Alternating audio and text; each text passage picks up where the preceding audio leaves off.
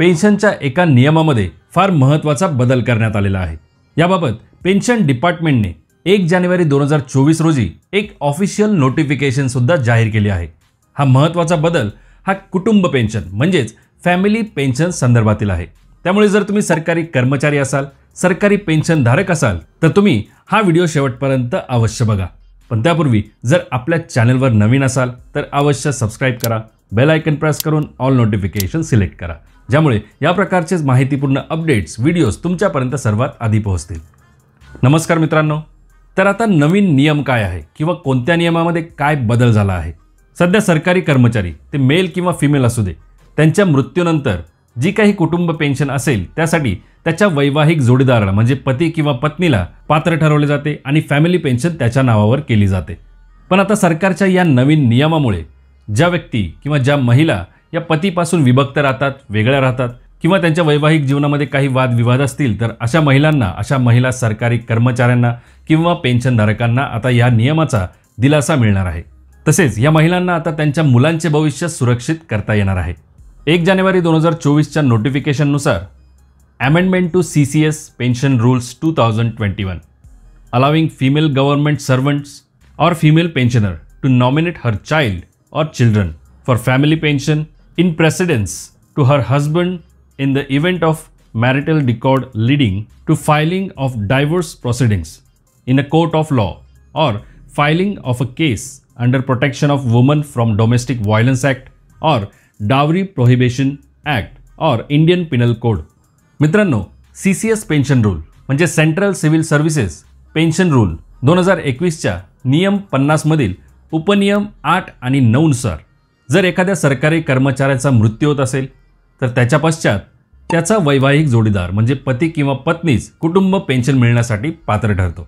आणि जर अशा वैवाहिक जोडीदाराचा म्हणजे पती किंवा पत्नीचा मृत्यू झाला किंवा काही कारणास्तव ते पेन्शन मिळण्यासाठी अपात्र ठरले तर अशा परिस्थितीमध्ये त्या सरकारी कर्मचाऱ्याचा किंवा पेन्शनधारकाच्या मुलांना अथवा कुटुंबातील इतर सदस्यांना पेन्शन मिळण्यासाठी पात्र ठरवले जाते।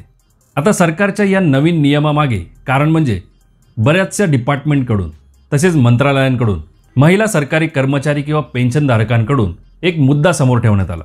तो मुद्दा म्हणजे जर सरकारी महिला कर्मचाऱ्याचा किंवा पेन्शनधारकाचा तिच्या पतीसोबत काही वैवाहिक वादविवाद असेल ज्यामुळे कोर्टामध्ये त्यांची डायव्होर्स केस चालू असेल म्हणजे घटस्फोटासाठी कार्यवाही सुरू असेल किंवा महिला सरकारी कर्मचारी अथवा पेन्शनधारकाने तिच्या पतीच्या अगेन्स्ट म्हणजे तिच्या पतीच्या विरोधात जर डोमेस्टिक व्हायलन्स ॲक्ट अंतर्गत अथवा डावरी प्रोहिबिशन तसेच इंडियन पिनल कोड अंतर्गत एखादी केस फाईल केलेली असेल तर अशा परिस्थितीत महिला सरकारी कर्मचाऱ्यांना किंवा पेन्शनधारकांना त्यांच्या पतीच्या ऐवजी त्यांच्या मुलांना मृत्यूनंतर कुटुंब पेन्शनसाठी नॉमिनी लावता येणार का?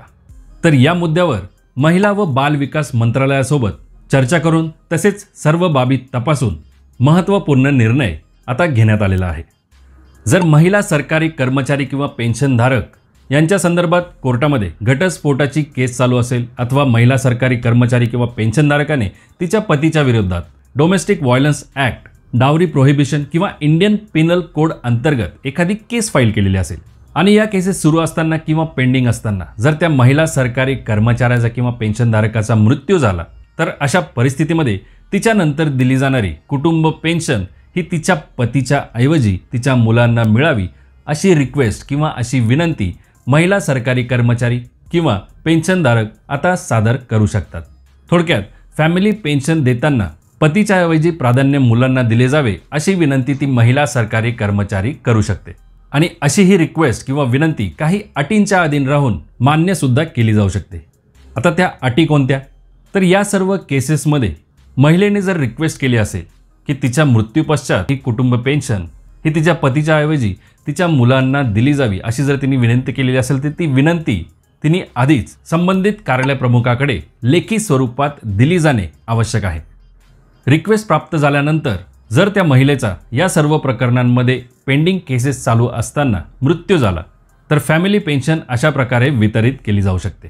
ज्या दिवशी त्या महिला सरकारी कर्मचारी किंवा पेन्शनधारकाचा मृत्यू झाला त्या तारखेला जर तिचे एकही मूल किंवा मुले हे कुटुंब पेन्शन मिळण्यासाठी पात्र नसतील तर अशा वेळी जी काही कुटुंब पेन्शन किंवा फॅमिली पेन्शन असेल ती तिच्या पतीला देय असेल जर महिला सरकारी कर्मचारी किंवा पेन्शनधारकाचा पती जिवंत असेल, तसेच त्यांना जी काही मुले किंवा अपत्य असतील ती मनोरुग्ण, मतिमंद, अल्पवयीन किंवा मानसिक विकाराने ग्रस्त असतील, तर अशा परिस्थितीतही मृत महिलेची फॅमिली पेन्शन ही तिच्या पतीलाच देय असेल. पण इथे एक क्लॉज टाकण्यात आलेला आहे. अशा वेळी त्या पतीने त्या मतिमंद, अल्पवयीन किंवा मानसिक विकाराने ग्रस्त असलेल्या मुलांची काळजी घेणे, त्यांची जबाबदारी उचलणे गरजेचे असेल.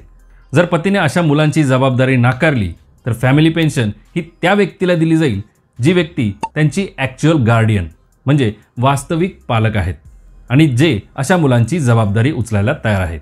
मित्रांनो, अशा प्रकरणांमध्ये अल्पवयीन मुले म्हणजे मायनर चाइल्ड हे जेव्हा प्रौढ होतात किंवा एज ऑफ मेजॉरिटी गाठतात, तर अशा वेळी ही मुले सुद्धा फॅमिली पेन्शन मिळण्यासाठी पात्र ठरतात. तसेच महिला सरकारी कर्मचारी किंवा पेन्शनधारक यांना पतीसोबत मुलं असतील आणि ती मुलं प्रौढ असतील म्हणजे एज ऑफ मेजॉरिटी त्यांनी गाठली असेल, तर अशा वेळी ती मुलं फॅमिली पेन्शन मिळण्यासाठी पात्र ठरतात आणि ती पेन्शन त्या मुलांना देय असते. आता या दोन्हीही ठिकाणी ज्या पात्र मुलांचा उल्लेख केलेला आहे त्यांना नियम 50 अंतर्गत कुटुंब पेन्शनसाठी पात्र होण्यापासून थांबवले गेले किंवा अशी मुले कुटुंब पेन्शन मिळण्यासाठी पात्र नसतील तर कुटुंब पेन्शन ही इतर मुलांना दिली जाते, पण ती मुलेही कुटुंब पेन्शन मिळण्यासाठी पात्र असायला हवी.